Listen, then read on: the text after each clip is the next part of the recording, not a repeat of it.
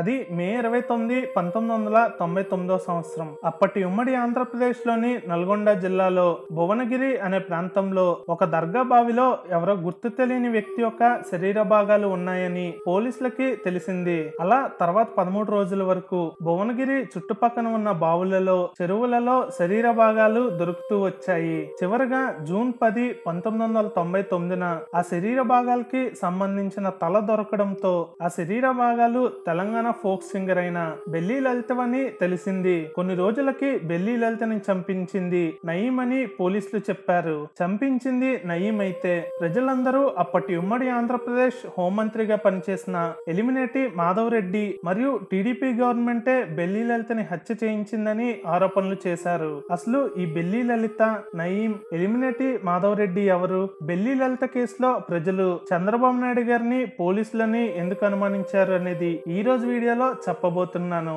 ఇంకా లేట్ చేయకుండా వీడియోని మొదలు పెడదాం.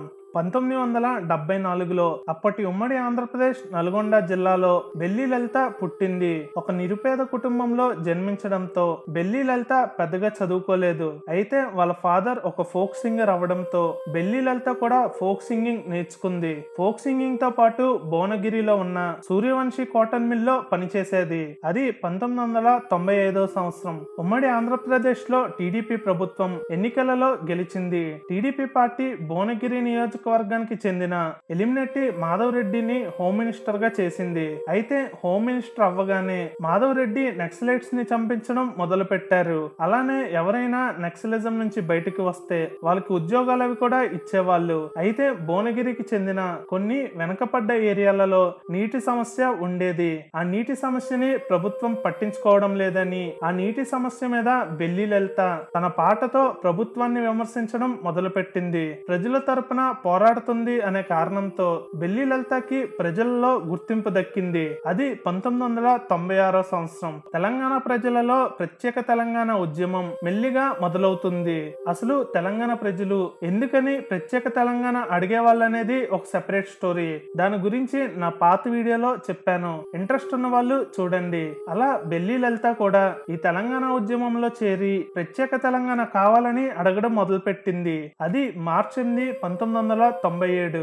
ఆంధ్ర వాళ్ళు తెలంగాణని మోసం చేస్తున్నారు అనే మీనింగ్ వచ్చేలా దగపడ్డ తెలంగాణ అనే ఒక సభని భువనగిరిలో ఏర్పాటు చేశారు. ఆ సభ చాలా సక్సెస్ అయింది. ఈ సభ సక్సెస్ అవ్వడానికి బెల్లి లలిత కూడా కారణం. మళ్ళీ అదే సంవత్సరం ఆగస్టులో సూర్యాపేటలో తెలంగాణ మహాసభ అనే ఒక సభలో బెల్లి లలిత పాడిన పాటలు బాగా ఫేమస్ అయ్యాయి. తెలంగాణ మొత్తానికి బెల్లి లలిత అంటే ఎవరో తెలిసింది. 1997 డిసెంబర్లో ప్రత్యేక తెలంగాణ కోసం ఇంకో సభని ఏర్పాటు చేశారు. ఈ సభకి కొన్ని వేల మంది వచ్చారు. ఈ సభ కూడా బాగా సక్సెస్ అయింది. ఈ సభ సక్సెస్ అవ్వడానికి కూడా బెల్లి లలిత ఒక కారణం. ఈ సభ ముగిసిన తర్వాత ప్రత్యేక తెలంగాణ కోసం ఎన్నో ఆర్గనైజేషన్స్ ఏర్పడ్డాయి. బెల్లి లలితకి అప్పటి నక్సలైట్ పార్టీ అయిన పీపుల్స్ వార్ కూడా సపోర్ట్ ఇచ్చింది. ఒకవేళ బెల్లి లలిత గాని భువనగిరి నుంచి పోటీ చేస్తే ఎలిమినేటి మాధవ్ రెడ్డి ఓడిపోతాడు అనే భయం ఎలిమినేటి మాధవ్ రెడ్డిలో కలిగిందని, అలానే బెల్లి లలితని వదిలేస్తే ఉమ్మడి ఆంధ్రప్రదేశ్ విడిపోవాలని, నిరసనలు పెరిగిపోతాయని అప్పటి టీడీపీ గవర్నమెంట్ కూడా అనుకుందని, దానికోసమే బెల్లి లలితని చంపించారని అప్పట్లో చాలా కథనాలు వచ్చాయి. ఇక్కడి నుంచి ఏం జరిగిందో చెప్పడానికి ఎలాంటి ప్రూఫ్స్ లేవు. కేవలం బెల్లి లలిత అన్నయ్య మరియు నక్సల్ పార్టీ రాసిన ఆర్టికల్స్ ని బేస్ చేసుకొని చెప్తున్నాను. అది మే 26, 1999 సంవత్సరం. సాయంత్రం ఎప్పటిలాగానే బెల్లి లలిత స్పిన్నింగ్ మిల్ లో పనిని పూర్తి చేసుకొని ఇంటికి వచ్చింది. అప్పుడు బెల్లి లలిత అని ఒక వ్యక్తి కలవడానికి వచ్చాడు. అప్పుడు బెల్లి లలిత ఒక గంటలో వస్తానని చెప్పి ఇంటి నుంచి బయటకు వెళ్ళింది. కానీ బెల్లి లలిత ఎప్పటికీ ఇంటికి తిరిగి రాలేదు.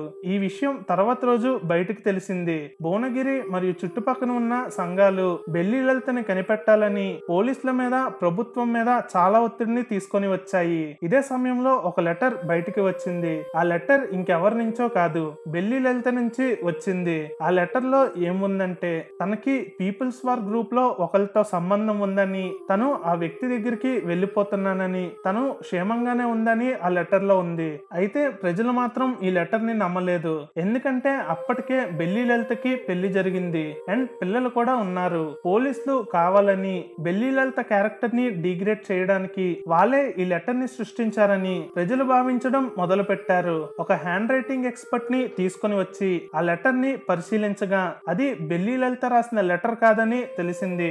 అందరూ పోలీసులని అనుమానించారు. బెల్లి లలిత మిస్ అయిన 4వ రోజు భువనగిరిలో ఉన్న ఒక దర్గా బావిలో ఎవరో గుర్తు తెలియని శరీర భాగాలు ఉన్నాయని పోలీసులకి తెలిసింది.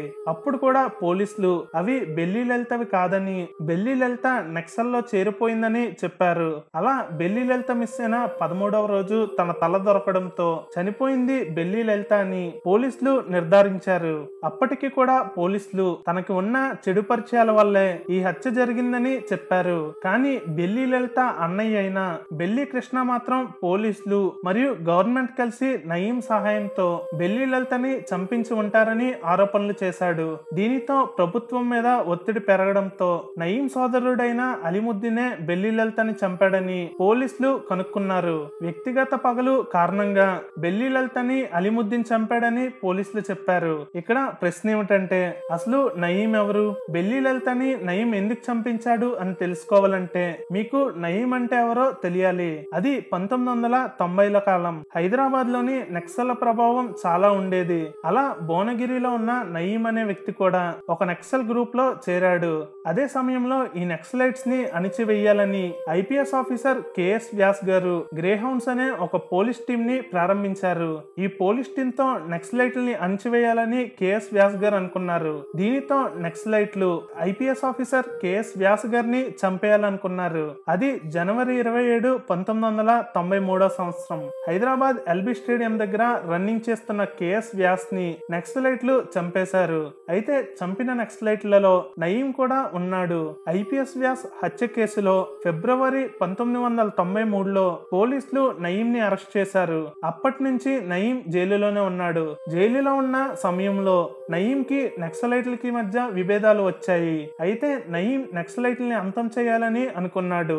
అప్పుడు నయీం పోలీసులకి సపోర్టర్ గా మారాడు. నక్సలైట్ల గురించి తనకు తెలిసిన ఇన్ఫర్మేషన్ ని ఇచ్చేవాడు. అయితే ఇదంతా నయీం జైలులో ఉంటూ చేస్తున్నాడు. అప్పుడు ప్రభుత్వం మరియు పోలీసులు నయీం దగ్గరికి వెళ్లి ఒకవేళ తను బెల్లి లలితని చంపడానికి గాని హెల్ప్ చేస్తే నయీం ని విడుదల చేస్తానని చెప్పారు. ఇదంతా బెల్లి లలిత అన్నైన బెల్లి కృష్ణ ఒక ఇంటర్వ్యూలో చెప్పారు. ఎలక్షన్ లో ఓడిపోతాడు అనే భయంతో ఎలిమినేటి మాధవ్ రెడ్డి, ఆంధ్రప్రదేశ్ విడిపోతాది అనే భయంతో సిబిఎన్ గవర్నమెంట్, 7 సంవత్సరాలుగా జైలులో ఉంటున్న నయీం బయటికి రావాలి అనే ఆశతో ఈ ముగ్గురు కలిపి బెల్లి లలితని చంపారని ప్రజలు అనుకోవడం మొదలు పెట్టారు. అయితే ఈ హత్యకి ఎలిమినేటి మాధవ్ రెడ్డికి మరియు సిబిఎన్ ప్రభుత్వానికి ఎలాంటి సంబంధం లేదని తర్వాత న్యూస్ బయటికి వచ్చినా ప్రజలు మాత్రం నమ్మలేదు.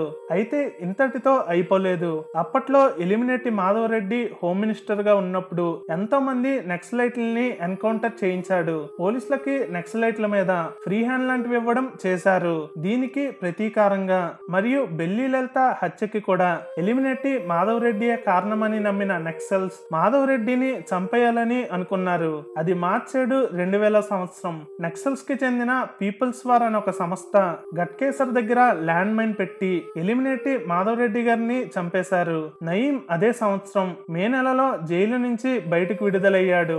నక్సల్ గా మొదలయ్యి పోలీస్ ఇన్ఫార్మర్ గా మారిన నయీం జైలు నుంచి బయటకు విడుదలయ్యాక ఒక గ్యాంగ్స్టర్ లా మారిపోయాడు. ఎంతో మందిని చంపడం మొదలు పెట్టాడు. ఎంత కిరాతకంగా చంపేవాడు అని చెప్పడానికి మీకు ఒక చిన్న ఉదాహరణ చెప్తాను. బెల్లి లలితని చంపిన అలీముద్దీన్ ని ఎవరో గుర్తు తెలియని వ్యక్తులు చంపేశారు. అయితే పోలీసులు బెల్లి కృష్ణ మరియు ఇంకో 3 వ్యక్తులు కలిసి ఈ హత్య చేశారని బెల్లి కృష్ణని ఇంకో 3ని అరెస్ట్ చేశారు. జైలు నుంచి బయటకు వచ్చిన నయీం బెల్లి కృష్ణనే ఈ హత్య చేశాడని Belli Krishna family and friends ని టార్గెట్ చేయడం మొదలు పెట్టాడు. బెల్లి కృష్ణతో జైలుకి వెళ్లిన 3ని నయీం ఒకరి తర్వాత ఒకరిని చంపి వాళ్ళతో చనిపోయిన వాళ్ళని తినిపించి వాళ్ళని 17 ముక్కలుగా కోసి వాటిని చౌటుప్పల్ పోలీస్ స్టేషన్ ముందు పెట్టాడు. ఆ ఫోటోని మన వాట్సాప్ ఛానల్లో అప్లోడ్ చేశాను. ఇలా నయీం పోలీసుల కంట్రోల్ నుంచి పూర్తిగా తప్పిపోవడంతో 2016 హైదరాబాద్ లో పోలీసులు ఎన్కౌంటర్ లో నయీం ని చంపేశారు. ఈ బెల్లి లలిత డెత్ కాన్స్పిరసీ మీద నా ఒపీనియన్ కి వస్తే ఎలిమినేటి మాధవరెడ్డి మీద బెల్లి లలిత కేసు తప్ప ఎలాంటి ఆరోపణలు లేవు. నిజానికి నెక్సల్స్ నుంచి బయటికి వచ్చిన వాళ్ళకి ఎలిమినేటి మాధవరెడ్డి గారు ఉద్యోగాలు కూడా ఇచ్చేవాళ్ళని చెప్తున్నారు. ఈ కాన్స్పిరసీ మీద మీ ఒపీనియన్ ఏమిటనేది కింద కామెంట్ సెక్షన్ లో కామెంట్ చేయండి. That's all for today guys. Video కానీ నచ్చితే లైక్ చేసి షేర్ చేయండి. ఛానల్ ఒక కంటెంట్ నచ్చితేనే ఛానల్ ని సబ్స్క్రైబ్ చేసుకోండి.